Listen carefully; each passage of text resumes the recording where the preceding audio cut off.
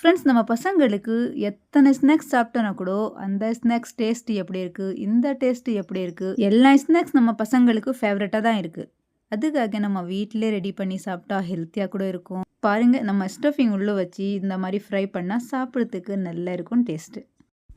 Friends, முதல்ல tau ready பண்ணி வச்சுக்கலாம். இது கோதுமை மாவு 1 கப் போட்டு, இது 3/4 கப் மைதா மாவு, கூடவே தேவையான அளவு உப்பு கலந்து விட்டுட்டு, கூடவே ஃப்ரெஷ் மல்லி நல்லா வாஷ் பண்ணி சின்ன சின்ன இந்த மாதிரி பீசஸ் பண்ணி போடுங்க.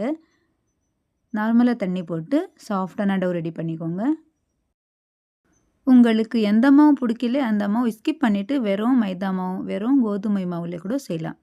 பட் கோதுமை மாவில் கொஞ்சம் க்ரன்ச்னஸ் கம்மியாக வரும். நல்லா டவ் ரெடி பண்ணிட்டேன். மேலே கொஞ்சமாக தண்ணி அப்ளை பண்ணிவிட்டு பிளேட் க்ளோஸ் பண்ணி விடுங்க, ரெஸ்ட்லேயே இருக்கட்டும். ரெண்டாவது பாருங்கள், 2 உருளைக்கிழங்கு வேக வச்சு ரெடியாக வச்சுட்டேன். இந்த மாதிரி மேஷர்லேயே நல்லா மேஷ் பண்ணிவிட்டு மசாலா சேர்த்துக்கலாம்.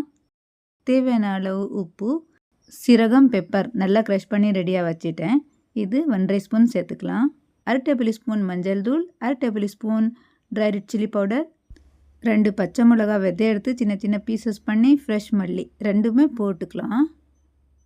இது லாஸ்ட்டில் சாட் மசாலா சேர்த்துட்டு நல்லா கலந்து விடுங்க. மசாலா எல்லாமே நம்ம உருளைக்கிழங்குல மிக்ஸ் ஆகணும். உப்பு கொஞ்சம் கம்மியாகவே பிடிக்கும், பார்த்து சேர்த்துக்கோங்க. பாருங்கள், நல்லா நம்ம ஸ்டஃபிங் ரெடியாக இருக்குது. இது சைடில் வச்சுட்டு மாவு எடுக்கலாம். ஆஃப்டர் 15 மினிட்ஸ் மாவு நல்லா ரெஸ்ட்லேயே வச்சுட்டேன். ஒரே ஒரு ஸ்பூன் நெய் போட்டு நல்லா சாஃப்டாக பண்ணிக்கோங்க.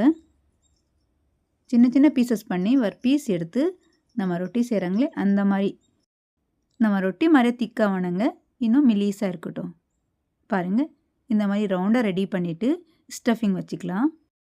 ஸ்பூனில் வச்சுட்டு எல்லாமே இந்த மாதிரி அப்ளை பண்ணிக்கோங்க. சென்டரில் ஃபுல்லாக அப்ளை பண்ணிவிட்டு லாஸ்ட்டில் மட்டும் கொஞ்சமாகவும் அப்படியே இருக்கட்டும். பாருங்கள், இந்த மாதிரி கட் பண்ணிவிட்டு ரோல் பண்ணி விடுங்க. லைட்டாக இந்த மாதிரி ப்ரெஸ் பண்ணால் ரோல் ஈஸியாக வந்துடும். பாருங்கள், எதுவுமே ஹார்ட் ஒர்க் இல்லைங்க. லைட்டாக தண்ணி அப்ளை பண்ணிவிட்டு ஃபிக்ஸ் பண்ணிடுங்க. இல்லைன்னா நம்ம ஃப்ரை பண்ணால் கூட அப்படியே வந்துடும். அவ்வளோதான். பாருங்கள், நம்ம ஸ்டஃபிங் ரோல் ரெடியாக இருக்குது. லாஸ்ட்டில் இந்த மாதிரி லைட்டாக ப்ரெஸ் பண்ணி விடுங்க, ஃபிக்ஸ் ஆயிரும்.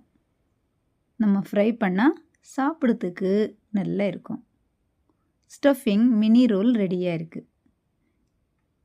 லைட்டாக எண்ணெய் சூடு பண்ணிவிட்டு மீடியம் ஃப்ளேம் வச்சு ஃப்ரை பண்ணிக்கோங்க. கோல்டன் கலர் வந்த வரைக்கும் ஃப்ரை பண்ணிக்கோங்க.